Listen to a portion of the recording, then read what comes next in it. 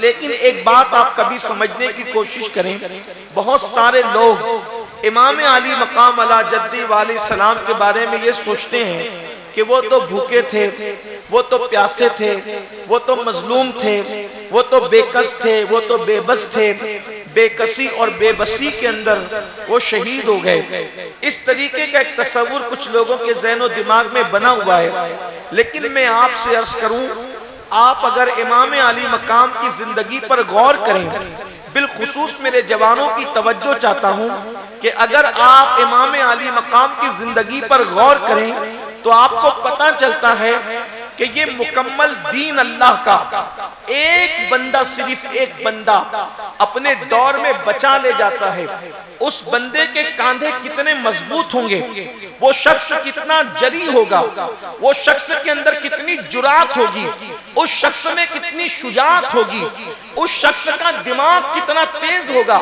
اس شخص کا انداز زندگی کتنا خوبصورت ہوگا، اس شخص کے اندر انقلاب کا دائیا کس قدر مضبوط ہوگا کہ اللہ کا پورا دین ایک آدمی اپنے کندھوں کے ذریعے سے بچا لیتا ہے۔ جو اللہ کا دین تنے تنہا بچا لے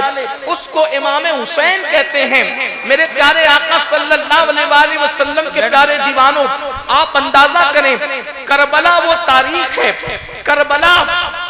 ایسی چیز ہے کہ جہاں سے ہر دور میں انقلاب کے سوتے پھوٹیں گے۔ اگر مسلمان یہ سوچتے ہیں کہ امام حسین بے کس اور بے بس تھے تو یاد رکھنا، امام حسین جیسا بہادر، امام حسین جیسا شجاع، اللہ اکبر، پشت زمین اور چشم فلک نے ان کے دور کے بعد نہ دیکھا ہے، نہ قیامت تک کبھی دیکھ سکتے ہیں۔ اس لیے کہ اندازہ کریں، ایک طرف 22,000 کا لشکر ہے اور ایک طرف صرف 72 نفوس قدسیہ ہیں، صرف 72 لوگ ہیں، اور ان 72 لوگوں کے اندر حبیب ابن مظاہر جیسے بوڑھے لوگ بھی موجود ہیں اور علی اصغر جیسے بچے بھی موجود ہیں۔ اللہ اکبر، یعنی سب کے سب جوان نہیں، سب کے سب طاقتور نہیں، بلکہ اس میں بوڑھے بھی ہیں، اس میں بچے بھی ہیں۔ لیکن امام علی مقام 22,000 کا لشکر دیکھ کر کے گھبراتے نہیں ہیں، بلکہ اللہ کے دین کی حفاظت کر جاتے ہیں۔ یاد رکھیے، اللہ اکبر، اب پوری دنیا کے اندر جو انقلاب کی تحریک چلے گی اس کا تعلق کہیں نہ کہیں کربلا سے ضرور ملتا ہوا ہوگا۔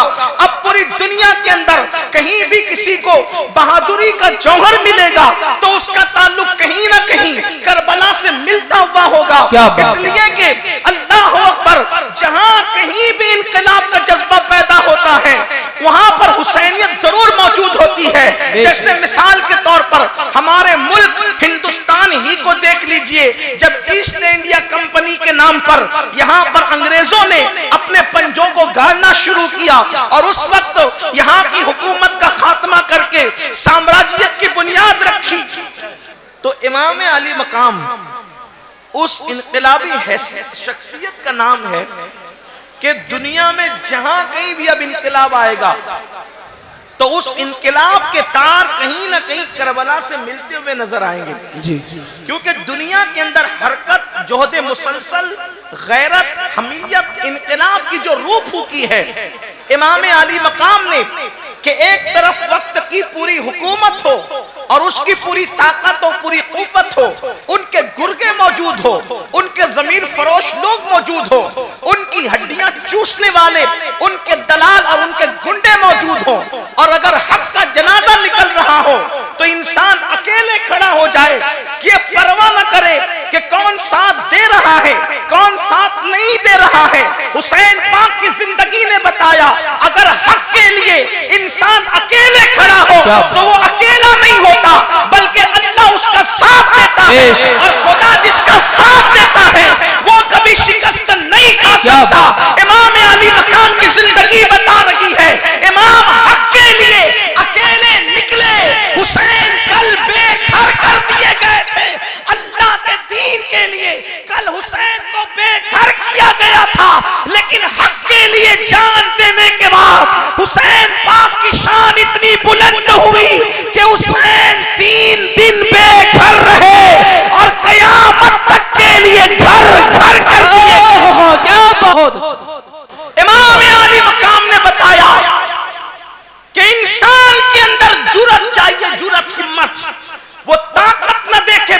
کی قوت نہ دیکھے، حکومت نہ دیکھے، بلکہ وہ حق کے لیے ڈٹے، اور امام علی مقام نے ڈٹ کر بتایا۔ تو امام حسین ایک جرأت کا نام، امام حسین شجاعت کا نام، امام حسین انقلاب کا نام، امام حسین ایک تحریک کا نام، امام حسین اللہ اکبر بہادر نہیں بلکہ بہادری کو حسین کہتے ہیں، صرف مومن نہیں بلکہ ایمان کو حسین کہتے ہیں، اللہ اکبر صرف عالم نہیں بلکہ علم کو حسین کہتے ہیں، اللہ اکبر انقلابی نہیں بلکہ سراپا انقلاب کو حسین کہتے ہیں۔ میرے پیارے آقا صلی اللہ علیہ وآلہ وسلم کے پیارے دیوانوں، راستہ دے دے میاں کو آنے کا۔ تو عرض یہ کر رہا تھا کہ امام علی مقام کی زندگی جو ہے وہ سراپا خلوص، سراپا انقلاب اور لوگوں کو تحریک دینے والی شخصیت ہے۔ جہاں امام حسین کی زندگی ہوگی دل کے اندر، انسان کبھی بزدل نہیں ہو سکتا۔ جس کے سینے میں امام حسین ہوں گے وہ انسان کبھی باطل کے آگے سر نہیں جھکا سکتا۔ جس دل کے اندر امام حسین ہوں گے وہ کبھی باطل سے ہاتھ نہیں ملا سکتا۔ لوگ کہتے ہیں کہ کیا لوگ مسلک کی بات کرتے ہیں، میں کہتا ہوں مسلک کی سب سے پہلی جنگ اگر کہیں ہوئی ہے تو وہ میدان کربلا میں ہوئی ہے، اور میدان کربلا میں اللہ اکبر دونوں طرف کلمہ پڑھنے والے ہیں، دونوں طرف ٹوپیاں اور عمامے والے ہیں، دونوں طرف نماز اور اذان کا نام لینے والے ہیں، دونوں طرف قرآن کی بات کرنے والے ہیں، لیکن حق نبی اور آل نبی کے ساتھ ہیں۔ اور یہ بتا دیا گیا کہ سب سے پہلی جنگ اگر کربلا میں ہو رہی ہے تو گویا کہ یہ مسلک کی جنگ ہو رہی ہے، حقانیت کی جنگ ہو رہی ہے۔ تو جس دل میں حسین بسیں گے اس دل کے اندر جو ہے کبھی باطل جگہ نہیں پا سکتا، کبھی باطل جو ہے وہ گھر نہیں پکڑ سکتا۔ تو میرے آقا صلی اللہ علیہ وآلہ وسلم کے دیوانوں، اس لیے انقلاب جہاں بھی آئے گا وہاں کہیں نہ کہیں دلوں کے تار حسینیت سے جڑ رہے ہوں گے۔ جیسے کہ میں آپ سے بھی مثال پیش کر رہا تھا، اللہ اکبر ذرا غور کرنا، ہم حسینیت سے دور ہو گئے اس لیے بزدل ہو گئے، ہم حسینیت سے دور ہو گئے اس لیے مسجدوں کو آباد کرنے سے دور ہو گئے، ہم حسینیت سے دور ہو گئے اسی لیے ہاتھوں میں شراب کے پیالے آ گئے، ہم حسینیت سے دور ہو گئے اسی لیے لوگ نشے کی طرف بڑھ گئے، ہم حسینیت سے دور ہو گئے اسی لیے آنکھیں پاپ دیکھنے لگی، ورنہ اللہ اکبر جہاں حسینیت ہوگی وہاں ہوگا کیا؟ اس ہندوستان کی سرزمین پر جب انگریزوں نے ایسٹ انڈیا کمپنی کے نام پر اپنے پنجوں کو گاڑنا شروع کیا تو اس وقت سب سے پہلے انقلاب کی آواز اگر کہیں سے گونجی تو ان لوگوں کا تعلق امام حسین اور کربلا سے تھا۔ آپ دیکھیں 1857 کے اندر سب سے پہلے جس نے جہاد کا فتویٰ دیا وہ فضل خیر آبادی کا تعلق میدان کربلا سے تھا۔ اسی طرح سے مراد آباد کی سرزمین پر سید کفایت علی کافی مراد آبادی کو جو اسی ملک کی بقا اور سالمیت کے لیے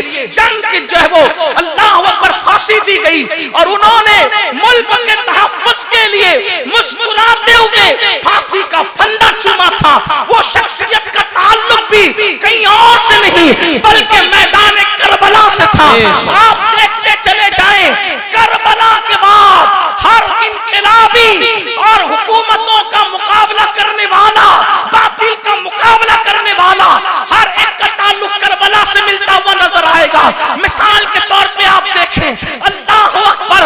جب خلق قرآن کا فتنہ اٹھا تو امام احمد ابن حنبل جیسا مرد مجاہد جو مقابلہ کر رہا تھا اس کا تعلق بھی کربلا سے تھا۔ اسی طریقے سے جب اکبر کا فتنہ اٹھا تو اللہ اکبر مجدد الفسانی اس کا مقابلہ کرنے والی شخصیت کا تعلق بھی عقیدتوں کا میدان کربلا سے تھا۔ اور جب 14ویں صدی کے اندر رسول اللہ کی شان میں گستاخیاں ہو رہی تھی تو ان سب کا مقابلہ کرنے والا